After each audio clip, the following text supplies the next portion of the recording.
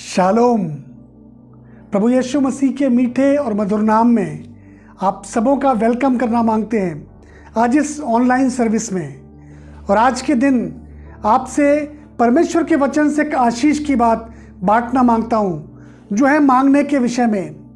पूरा संसार कहीं ना कहीं अपनी ज़रूरतों को पूरा करने के लिए मांगता है।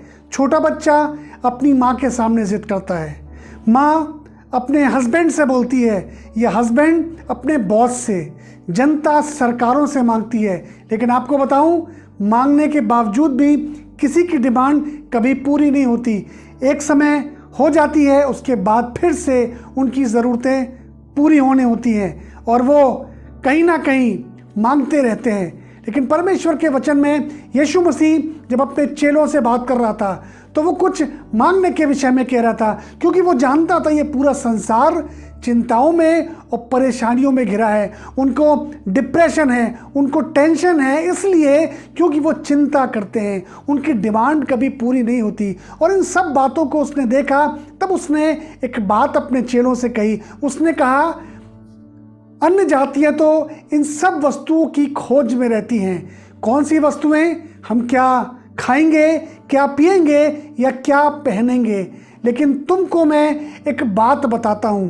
उसने कहा, तुम उसके राज्य और धर्म की खोज करो तो ये सब वस्तुएं तुम्हें आप से आप मिल जाएंगी। वो बात कर रहा था उन चिंताओं से हटकर उस परमेश्वर को खोजने के विषय में। मांगने के लिए मना नहीं किया, परंतु वो बताना मांग रहा था अपनी इच्छा के मुताबिक हम क्या मांगे। मत्ती 6 उसके अंदर जब वो कहने लगा तो उसने कहा, मांगो तो तुम्हें दिया जाएगा, ढूंढो तो तुम पाओगे, खटखटाओ तो तुम्हारे वास्ते खोला जाएगा। याकूब की किताब उसका 4 अध्याय और उसकी 3 आयत में लिखा है। वो विश्वासियों से बात करने लग गया। उसने कहा, तुम मांगते हो परंतु पाते नहीं, क्योंकि बुरी इच्छा से मांगते हो, ताकि अपने भोग विलास में उड़ा दो। कहने का मतलब, वो जो हम आज तक मांगते रहे हैं, परमेश्वर का वचन उन चीज़ों को मांगने के विषय में नहीं कहता, क्योंकि वो जानता है कि एक बच्चे की ज़रूरत क्या है। एक पिता को बताना नहीं पड़ता कि पापा हमको आज खाना चाहिए, हमको कपड़े चाहिए, लेकिन माँ और बाप अपने बच्चों की चिंता करते हैं। वैसे ही वो स्वर्गीय पिता मेरी और आपकी ज़रूरतों को मेरे मांगने से पहले जानता है। आपको आज बताना मांगता हूँ, जो आप ऑनलाइन इस वीडियो के माध्यम से जुड़े हैं, आज के दिन परमेश्वर आपको आशीष देना मांगता है। परमेश्वर कुछ ऐसा अद्भुत बताना मांगता है, शायद आपने आज तक वो मांगा नहीं, लेकिन अब से अगर वो मांगने लग जाएंगे तो परमेश्वर उंडेल देगा आपके ऊपर और आपकी तमाम चीज़ों से निकालकर वो चीज़ें बताएगा जो आज तक आपने नहीं जानी। एक कहानी बताना मांगता हूं आपको। एक राजा जो बहुत बड़े राज्य का स्वामी था, उसका राज्य बहुत दूर दूर देशों तक फैला था, और उसका एक दिन जन्मदिन हुआ। वो बहुत खुश था, ईश्वर का धन्यवाद कर रहा था कि तूने मुझे बड़े बड़े देश दिए, मैंने जिस देश के ऊपर चढ़ाई की वहाँ तूने मुझे जीत दी, और मैं बहुत खुश हूँ, और इस खुशी को मैं सेलिब्रेट करना चाहता हूँ, मैं किस तरीके से बनाऊँ। और वो सोच रहा था, क्योंकि उसके लिए उसको कोई गिफ्ट देकर क्या खुश कर सकता था। एक राजा के सामने थोड़े से हीरे जवाहरात या थोड़ी सी कोई चीज़ें उसको क्या खुशी देंगी। उसने अपने मंत्री से एक बात कही। उसने कहा, सुनो, मैं इस अपने जन्मदिन को कुछ ऐसा मनाना मांगता हूँ जिससे कि मैं बहुत खुश हो सकूँ। मंत्री ने उससे बोला कि राजा, मैं आपको एक बात बताता हूँ जिससे आपको बहुत ज़्यादा खुशी मिलेगी। आप पूरे देश के अंदर ढिंढोरा पिटवा दीजिए, इस राज्य में ढिंढोरा पिटवाइए और अपने खजानों का मुंह खोल दीजिए, और अपनी प्रजा से कहिए कि मेरा जन्मदिन है और मैंने अपने खजानों के दरवाजे खोल दिए हैं। तुम आओ और जो जिसकी इच्छा करेगी वो ले जाए। तुम जिस चीज़ के ऊपर हाथ रखोगे वो तुमको दे दिया जाएगा, क्योंकि बाइबल भी ऐसा बताती है, लेने से देना मुबारक है। राजा को ये बात बहुत अच्छी लगी। राजा ने ढिंडोरा पिटवा दिया और बड़े से मैदान के अंदर उसने एक जगह हीरे, जवाहरात, गहने, उसने बहुत सी ज़मीनों की रजिस्ट्रियाँ, बहुत से आम और अमरूद के बाग, उनकी रजिस्ट्रियाँ रखवा दी। लोग आने लगे, बड़े खुश थे। राजा चिरंजीवी रहे, राजा सदा जीवित रहे, आज तो राजा ने बहुत कुछ अच्छा किया है। और वो सब आशीर्वाद देते थे। जो भी व्यक्ति आता था, राजा के कहने के मुताबिक वो अगर जेवरों पर हाथ रखता था तो वो थोड़े से जेवर उसको दे दिए जाते थे। अगर वो अशर्फियों पर हाथ रखता था तो वो अशर्फियाँ उसको दे दी जाती थी। वो चांदी के ऊपर हाथ रखता था तो चांदी उसको दे दी जाती थी। किसी ने आम के बाग की रजिस्ट्री पर और किसी ने अमरूद के बाग मांग लिए। राजा खुशी खुशी दे देता था। राजा को भी अच्छा लग रहा था, प्रजा आ रही है, खुश है और मेरे को आशीर्वाद दे रही है। वो बहुत खुश था। वहीं पर एक छोटा सा लड़का चलता हुआ धीरे धीरे आया और राजा ने न केवल बड़े लोगों के लिए परंतु छोटे बच्चों के लिए भी इंतजाम किया था। बहुत सी टॉफीज, बहुत सी चॉकलेट और बहुत से खिलौने भी उसने अपने सामने रखे थे। वो छोटा सा बच्चा आगे चलता हुआ आया और उस बच्चे ने देखा कि सामने चॉकलेट रखी हैं, कुछ टॉफीज, कुछ खिलौने रखे हैं। उसने देखा ध्यान से और वहाँ से आगे बढ़ गया। जब वो वहाँ से आगे बढ़ गया, खिलौनों के पास आया, उसने वो खिलौने देखे, उसने उन पर भी हाथ नहीं रखा। इस बात को देखकर राजा को भी अचंभा हुआ और आसपास जो उसके मंत्रीगण खड़े थे उनको भी अचंभा हुआ। इससे पहले आपको बताना मांगता हूँ, वो मंत्री उस छोटे बच्चे का दोस्त था और जब वो अपने पार्क में सुबह सुबह टहलने जाता था तो वहाँ उस प्यारे से बच्चे को देखा करता था, उससे खेला करता था और उसके गाल को छुआ करता था। मंत्री भी राजा के बगल में खड़ा था और उस छोटे छोटे बच्चे की हरकतों को देख रहा था। वो बच्चा धीरे धीरे चलता हुआ टॉफ़ी से हटा, खिलौनों से हटा, धीरे धीरे आगे आया। ना उसने सोने पर हाथ रखा, ना किसी गहने पर हाथ रखा, ना किसी अशर्फी पर, ना किसी चांदी पर। और धीरे धीरे उसने सब चीज़ों का चक्कर लगाया और जहाँ पर राजा का सिंहासन था, सीढ़ियों के ऊपर राजा का सिंहासन था और वहाँ बहुत से मंत्री उसके साथ इकट्ठे थे। वो धीरे धीरे चलता हुआ राजा के सिंहासन के पास पहुंच गया। लोग और ज़्यादा अचंभे से उस छोटे बच्चे को देखने लगे कि ये बच्चा यहाँ पर क्यों आ रहा है। इसके लिए तो बहुत सी ऐसी चीज़ें हैं जो उसके सामने रखी हैं। और धीरे धीरे वो बच्चा चलता हुआ आया और उसने उस राजा के सिर के ऊपर हाथ रख दिया। हालेलुया। आप समझे अब उसका क्या हुआ? क्या उसको थोड़ी सी अशर्फी मिली? क्या उसको चांदी मिली? क्या टॉफ़ी या खिलौने? नहीं, उसने राजा के ऊपर हाथ रख दिया। कहने का मतलब जितना कुछ सामने था और जितना कुछ नहीं भी दिख रहा था वो सब उसका हो गया, क्योंकि राजा उसका हो गया। लोगों ने बड़ी तालियां बजाई, राजा ने बड़ी ताली बजाई, खुशी से उसको गले लगा लिया। आप सोच रहे होंगे ये बच्चा बहुत बुद्धिमान था। नहीं नहीं, बच्चे तो बच्चे होते हैं, कैसे इतने बुद्धिमान हो सकते हैं? बच्चों को जब तक सिखाया नहीं जाता। वो मंत्री जो पार्क के अंदर उसके साथ सुबह खेला करता था, वो जब बच्चे ने उस मैदान में आना शुरू किया तो वो दूर से इशारा कर रहा था। उस इशारे को कोई नहीं देख रहा था, परंतु वो बच्चा उस मंत्री को देख रहा था और वो मंत्री हाथ हिला के मना करता था जहाँ वो टॉफ़ी लेना चाहता था या कुछ भी। और धीरे धीरे उसके इशारे से वो बच्चा सीढ़ी के ऊपर चढ़ा और उसने इशारा किया मंत्री ने कि राजा के ऊपर हाथ रख दो।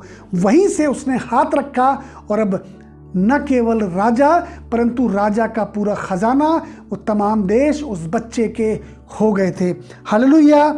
ठीक वैसे ही हम भी अपने जीवन के अंदर परमेश्वर से मांगते हैं। हम क्या मांगते हैं? हम परमेश्वर से बुद्धि मांगते हैं, हम परमेश्वर से ज्ञान मांगते हैं, हम परमेश्वर से अपनी ज़रूरतों को मांगते हैं, छोटी छोटी चीज़ों को मांगते हैं। लेकिन आपको बताना मांगता हूँ आज के दिन में कि परमेश्वर चाहता क्या है, कि हम उससे क्या मांगे। यशायाह नबी की किताब उसका 11वां अध्याय, यशायाह नबी की किताब उसका 11वां अध्याय और उसकी 2 और 3 आयत मैं आपके सामने पढ़ रहा हूं।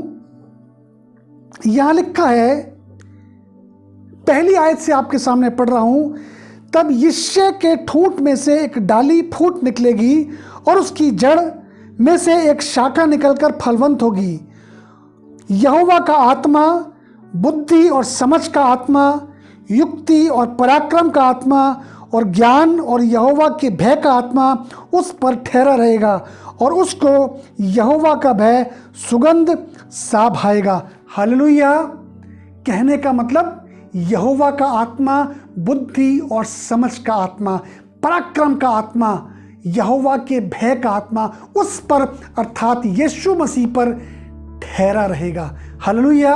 मैं और आप बहुत सी बार छोटी छोटी चीज़ों को मांगकर खुश हो जाते हैं, लेकिन परमेश्वर की इच्छा है कि मेरे बच्चे वो मांगे जो मैं चाहता हूँ। जो ये मांगते हैं इनकी ज़रूरतों तो मैं पूरा करता हूँ। जब ये नहीं भी जानते थे मुझे तब भी करता था, लेकिन अब अगर ये मेरी इच्छा से मांगेंगे तो मुझे पूरा करने में अच्छा लगेगा।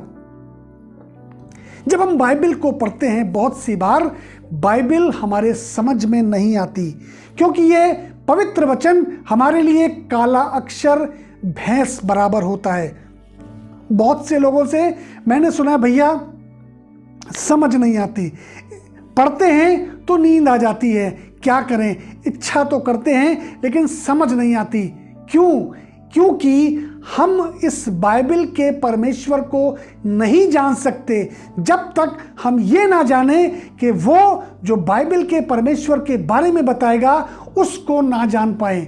हमको जानना है उसको जो हमको परमेश्वर के बारे में बताएगा। हालेलुया।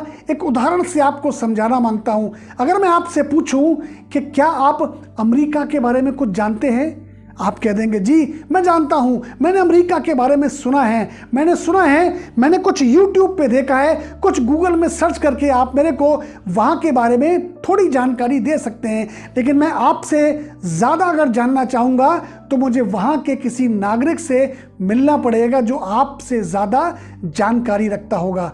मैं अगर आपको कहूँ कि मैं आपके घर के बारे में जानना चाहता हूं तो मैं आपके घर की आपके शहर की तहसील से आपके घर का पता लगा सकता हूं। मैं आपके पोस्टमैन से और ज़्यादा जान सकता हूं जो एग्जैक्ट बताएगा इनका घर ये है। और ज़्यादा अगर जानूंगा तो मैं आपके घर के पड़ोसी के पास जाऊंगा और कहूँगा आपके बारे में बताएं, वो शायद उस पोस्टमैन से ज़्यादा बताएं। लेकिन अगर मैं और ज़्यादा जानने की इच्छा रखूँगा तब मैं आपके पास आऊँगा कि मुझे अपने घर के बारे में बताओ, और जो आप बताएंगे वो जानकारी किसी के पास नहीं होगी।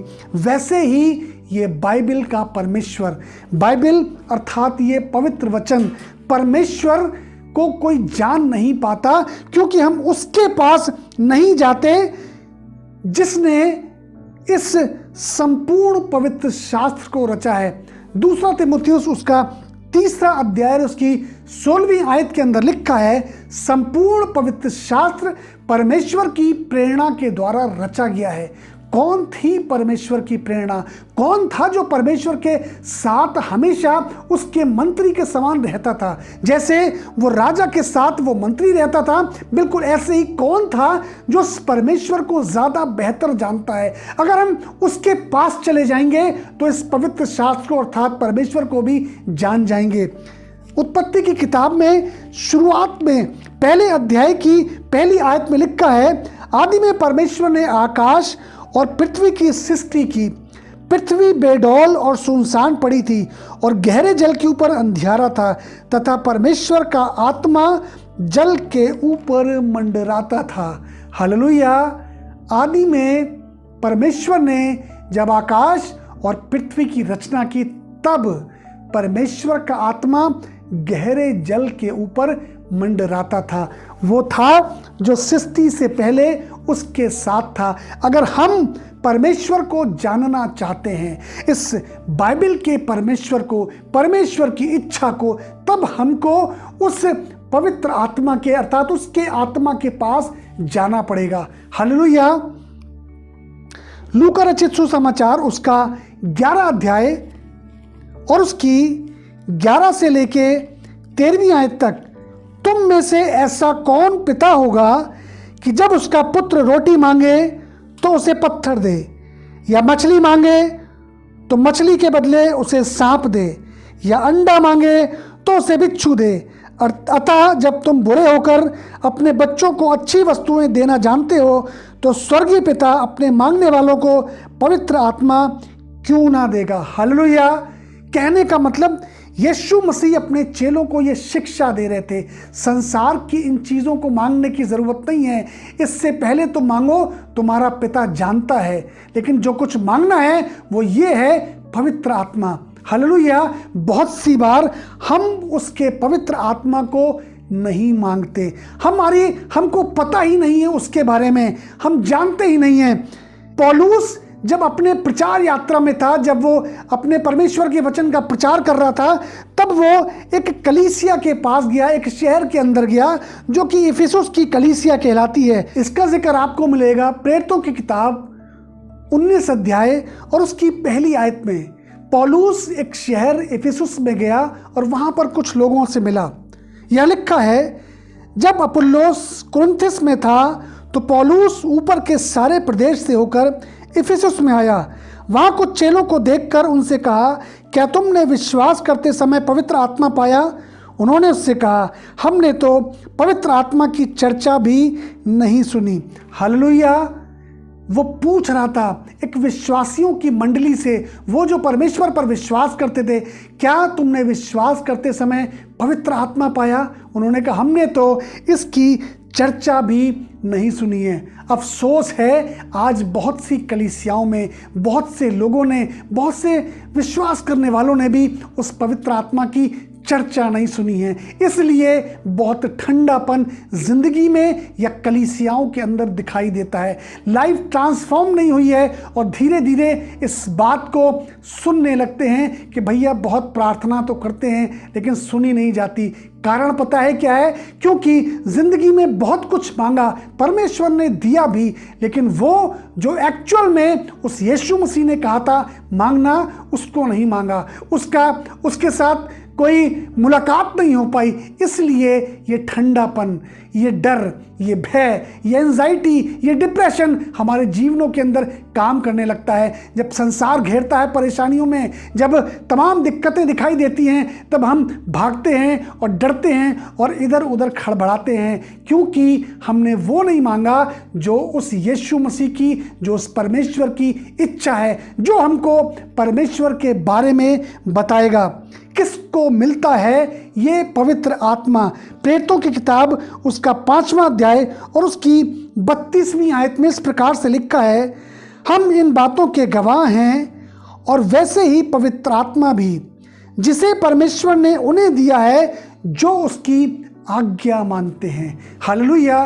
पवित्र आत्मा किसको मिलता है? जो उसकी आज्ञा मानते हैं। आपने उसकी आज्ञा मानी है।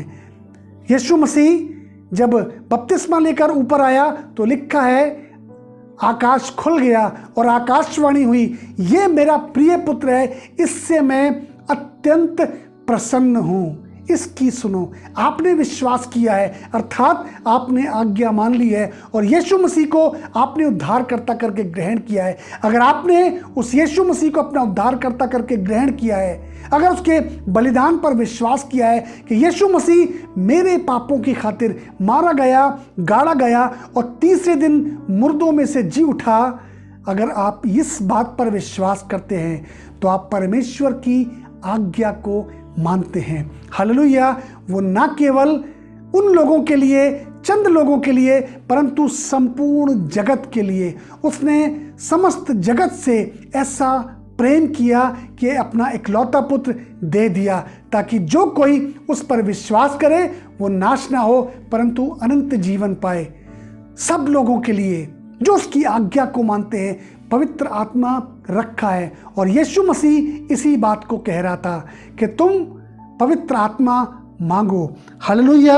और इसकी भविष्यवाणी यीशु मसीह के पैदा होने से हजारों साल पहले योएल नबी की किताब, एक भविष्यवक्ता था जिसका नाम था योएल नबी की किताब उसका 2 अध्याय और उसकी 28वीं आयत में इस प्रकार से लिखा है, उन बातों के बाद मैं सब प्राणियों पर अपना आत्मा उंडेलूंगा और तुम्हारे बेटे बेटियां भविष्यवाणी करेंगी और तुम्हारे पुरनिये स्वप्न देखेंगे और तुम्हारे जवान दर्शन देखेंगे। तुम्हारे दास और दासियों पर भी मैं उन दिनों में अपना आत्मा उंडेलूँगा। ये भविष्यवाणी यीशु मसीह की पैदाइश से बहुत सालों पहले परमेश्वर ने एक भविष्यवक्ता जिसका नाम योएल था कह दिया था। इसी बात को यीशु मसीह ने पूरा किया। यीशु मसीह जब बपतिस्मा लेने के लिए यूहन्ना के पास आ रहा था तब उसने कहा कि अरे देखो वो मेमना जो जगत का पाप उठाए ले जाता है, मैं तो तेरा जूती का बंद भी खोलने के लायक नहीं हूं। परंतु यीशु मसीह ने उससे कहा अब तो धार्मिकता को इसी रीति से पूरा होने दे। और यूहन्ना कहने लगा कि जो मेरे बाद आने वाला है वो मुझसे बड़ा है। मैं तो तुम्हें जल से बपतिस्मा देता हूं, परंतु वो अर्थात यीशु मसीह तुम्हें पवित्र आत्मा और आग से बपतिस्मा देगा। हालेलुया। कहने का मतलब पवित्र आत्मा मांगना या पवित्र आत्मा का बपतिस्मा कोई पासबान, कोई प्रभु का सेवक, कोई यीशु मसीह का चेला नहीं दे सकता, परंतु स्वयं प्रभु यीशु मसीह अपने पवित्र आत्मा को हमारे ऊपर उंडेलता है। और न केवल उंडेलता है, उसने अपने उठाए जाने से पहले लगातार चेलों से इस विषय में बात कर रहा था और उस प्रतिज्ञा को बोल रहा था। वो कह रहा था मेरा जाना तुम्हारे लिए भला है। यूहन्ना की किताब उसका 14 अध्याय और उसकी 15वीं आयत। यूहन्ना की किताब उसका 14वां अध्याय और उसकी 15वीं आयत। यहाँ उसने एक प्रतिज्ञा की थी, पवित्र आत्मा की प्रतिज्ञा। और जो वो वायदे करता है, जो वो प्रॉमिसेस करता है, उसको वो पूरा भी करता है। इसकी 15वीं आयत में लिखा है, यदि तुम मुझसे प्रेम रखते हो तो मेरी आज्ञाओं को मानोगे। मैं पिता से विनती करूंगा, वो तुम्हें एक और सहायक देगा कि वो सर्वदा तुम्हारे साथ रहे। हालेलुया। वो ये कह रहा था कि वो तुम्हें एक और सहायक देगा, ऐसा सहायक जो सदा तुम्हारे साथ रहेगा। एम्प्लीफाइड बाइबल के अंदर लिखा है, and I will ask the father and he will give you another comforter. और कंफर्टर के एक मीनिंग नहीं है, वो केवल सहायक नहीं है, परंतु कंफर्टर के लिए लिखा है he is a counsellor, helper, intercessor, advocate, strengthener and stand by. कहने का मतलब वो हमारा काउंसलर है, वो हमारा इंटरसेसर अर्थात हमारे लिए मध्यस्थता करेगा। वो ऐसा होगा जो आहें भर भर कर मेरे और आपके लिए वो प्रार्थना करेगा शायद जो हम अपने चंद शब्दों में नहीं कर पाते। वो हमारा एडवोकेट है। जब कुछ गलती हो जाती है तो एडवोकेट आपकी तरफ से जज के सामने आपके लिए गुहार लगाता है और आपको बचा कर ले जाता है। वो कंफर्टर हमारा एक एडवोकेट है। वो हमारा स्ट्रेंथनर हमको बल देता है, हमको ताकत देता है। जब संसार में हम घबराते हैं तब वो हमको अंदर से ताकत दे रहा होता है और वो हमारी जगह खड़ा रहता है। That he may remain you for ever. और वो सदैव तुम्हारे साथ रहेगा। यीशु मसीह ने इस बात का वायदा किया था। इसकी 18 और 19वीं आयत में भी इस प्रकार से लिखा है, मैं तुम्हें अनाथ नहीं छोड़ूंगा, मैं तुम्हारे पास आता हूँ। और थोड़ी देर रह गई है कि फिर संसार मुझे ना देखेगा, परंतु तुम मुझे देखोगे, इसलिए कि मैं जीवित हूँ, तुम भी जीवित रहोगे। हालेलुया। वो इस बात को कह रहा था, मैं तुम्हें अनाथ नहीं छोड़ूंगा, मैं जाऊंगा नहीं तो तुम्हारे पास वो पवित्र आत्मा जिसकी मैंने प्रतिज्ञा की है वो नहीं आएगा। और वो तुमको कंफर्ट देगा, वो तुमको शांति देगा, वो तुमको ताकत देगा। वो अभी मुझे तुम्हें बहुत सी बातें कहनी है लेकिन तुम उनको सह नहीं सकते, लेकिन जब वो अर्थात सत्य का आत्मा आएगा तो सब बातें तुमको बताएगा।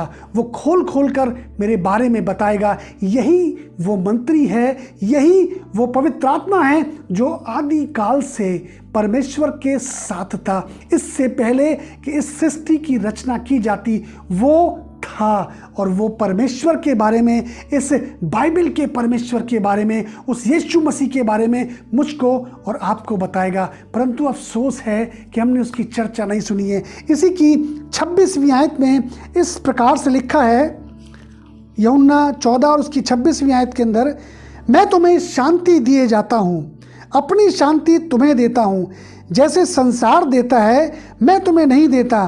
तुम्हारा मन व्याकुल ना हो और ना डरे। वो अपनी शांति देता है। क्यों? क्योंकि उसने अपना पवित्र आत्मा मेरे और आपके लिए भेज दिया है। हालेलुया। और एम्प्लीफाइड बाइबल के अंदर लिखा है, but the comforter the Holi spirit whom the Father will send in my name, in my place, to represent me and act on my behalf.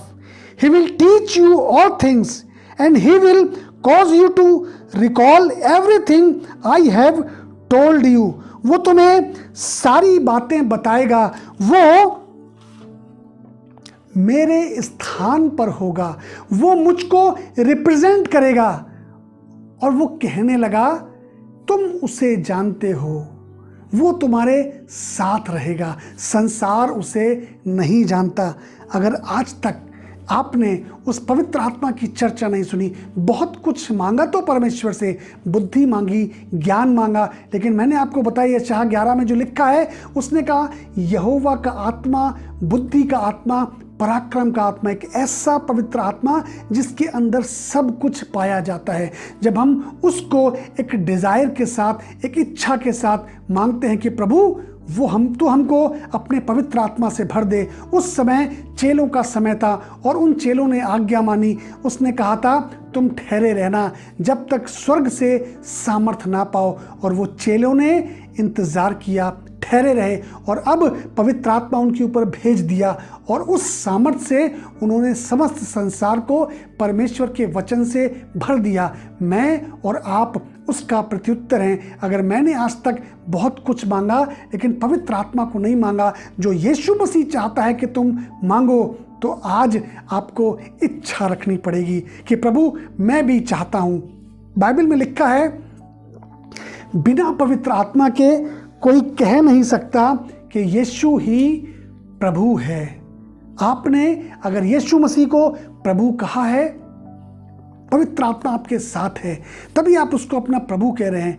लेकिन फिर भी आप सवाल कर सकते हैं कि जब हम कह ही रहे हैं तो हमको पवित्र आत्मा के बपतिस्मे की क्या आवश्यकता है? जी है, क्योंकि यीशु मसीह तो स्वयं जो परमेश्वर का पुत्र था, पवित्र आत्मा के द्वारा पैदा हुआ, लेकिन फिर भी उसको बपतिस्मा लेने के बाद पवित्र आत्मा का बपतिस्मा दिया गया। उसको अगर ज़रूरत थी तो मुझको और आपको सोचिए कितनी ज़्यादा ज़रूरत है। प्रेरितों की किताब उसका 1 अध्याय और उसकी 2 आयत से मैं आपके सामने पढ़ रहा हूँ। प्रेरितों की किताब 1 अध्याय और उसकी 2 आयत से, उस दिन तक जब तक वो उन प्रेरितों को जिन्हें उसने चुना था पवित्र आत्मा के द्वारा आज्ञा देकर ऊपर उठाया ना गया, उसने दुख उठाने के बाद बहुत से पक्के प्रमाणों से अपने आप को उन्हें जीवित दिखाया, और 40 दिन तक वो उन्हें दिखाई देता रहा और परमेश्वर के राज्य की बातें करता रहा, और उनसे मिलकर उन्हें आज्ञा दी, यरूशलेम को ना छोड़ो, परंतु पिता की उस प्रतिज्ञा के पूरे होने की बाट जोते रहो जिसकी चर्चा तुम मुझसे सुन चुके हो। क्योंकि यूहन्ना ने तो पानी में बपतिस्मा दिया है, परंतु थोड़े दिनों के बाद तुम पवित्र आत्मा से बपतिस्मा पाओगे। हालेलुया। वो कह रहा था, ठहरे रहना, यरूशलेम को मत छोड़ना, क्योंकि जिस प्रतिज्ञा के बारे में परमेश्वर ने बोला है, मैंने तुमसे बोला है, उसको पूरा होना अवश्य है। और वो चेले इंतज़ार कर रहे थे। उन्होंने उस उपरौती कोठरी के अंदर 120 लोगों ने इंतज़ार किया। थे तो लगभग बाइबल स्कॉलर्स बताते हैं 350 लोग उस समय वहाँ पर थे, लेकिन धीरे धीरे जैसे जैसे समय बीतता गया लोग कम होते गए। शायद धीरज खत्म हो गया, शायद घबरा कर चले गए। कारण क्या थे मैं नहीं जानता, लेकिन केवल 120 लोग उस जगह पर बचे थे। जब उसके उठा लिए जाने के बाद पवित्र आत्मा उनके ऊपर उंडेला गया। हालेलुया। और वो जगह पवित्र आत्मा से भर गई। प्रेरितों की किताब उसका 2 अध्याय और उसकी पहली आयत में लिखा है, जब पिन्तेकुस्त का दिन आया तो वे सब एक जगह इकट्ठे थे। एकाएक आकाश से बड़ी आंधी की सी सनसनाहट का शब्द हुआ और उससे सारा घर जहां वे बैठे थे गूंज गया और उन्हें आग की सी फटी जीभें दिखाई दी और उनमें से हर एक पर आग ठहरी। वे सब पवित्र आत्मा से भर गए और जिस प्रकार आत्मा ने उन्हें बोलने की सामर्थ्य दी वे अन्य अन्य भाषा बोलने लगे। हालेलुया। कहने का मतलब वो लोग एक जगह पर इकट्ठे थे और जब वो उठा लिया गया उसके 10वें दिन, जब पिन्तेकुस्त का दिन था, यीशु मसीह के जी उठने के बाद 50वें दिन वो पवित्र आत्मा उनके ऊपर उंडेल दिया गया। किन लोगों के ऊपर? जिन लोगों ने आज्ञा मानी थी, जो इंतजार कर रहे थे उस प्रतिज्ञा के पूरा होने का। और बताऊं हुआ क्या? तब उनमें से हर एक के ऊपर आग की सी फटी हुई जीभें दिखाई दी, हर एक पर आग ठहरी, वे अन्य अन्य भाषा बोलने लगे। जब आगे पढ़ेंगे तो वहाँ लिखा है कि बहुत से लोग अपनी अपनी जगहों की भाषा उनके मुख से सुन रहे थे और उसके बाद से उन चेलों ने सामर्थ्य से भरकर प्रचार किया। हालेलुया। अगर आज तक आपने अपने जीवन के अंदर बहुत कुछ मांगा तो प्रभु ने दिया तो, लेकिन पवित्र आत्मा नहीं मांगा, उसकी चर्चा नहीं सुनी है, तो आज वो समय है। शायद आज आपका समय है। आज आप स्क्रीन के सामने बैठे हैं, शायद मोबाइल के सामने या टीवी के सामने। परमेश्वर दूर और पास का परमेश्वर है। परमेश्वर आज उस काम को पूरा करेगा जो आज से उसने 2000 साल पहले उन चेलों के साथ किया था। मैं प्रार्थना करने जा रहा हूं, अगर आज तक आपने उस पवित्र आत्मा को नहीं मांगा है तो आज मांगिए। परमेश्वर आज आपके लिए पूरा करेगा। आइए अपनी आंखों को बंद करें और दुआ करें।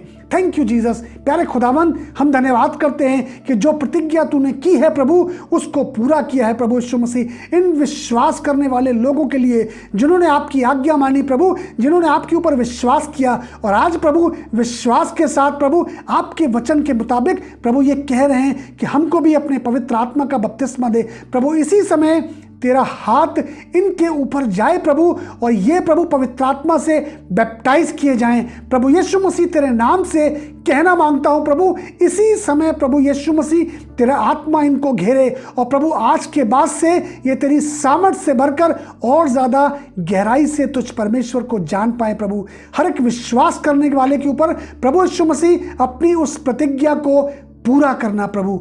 धन्यवाद करते हैं प्रभु, धन्यवाद करते हैं प्रभु यीशु मसीह। होने देना प्रभु आज के बाद से ये उस परमेश्वर को वैसे जाने जैसा वो है प्रभु। प्रभु यीशु मसीह धन्यवाद करते हैं। अगर प्रभु कोई शरीर के अंदर बीमार है प्रभु, तकलीफ में है प्रभु यीशु मसीह, किसी प्रकार की किसी और दिक्कत में है, इसी समय प्रभु तेरे नाम से कहना मांगते हैं प्रभु तेरी शिफा का हाथ इनके ऊपर हो प्रभु। इनकी बीमारी से इनको दूर कर, इनकी दिक्कत से इनको दूर कर और प्रभु इनके अंदर इस बात की गवाही हो कि मैंने आज विश्वास किया, प्रभु ने मुझे चंगाई दी, प्रभु ने मेरी ज़रूरत को पूरा किया। प्रभु सुनने वालों पर तेरी आशीष हो प्रभु यीशु मसीह के मीठे और मधुर नाम में होकर के मांगते हैं, आमीन। प्रभु आप सबको बड़ी आशीष और बड़ी बरकत दे। May God bless you.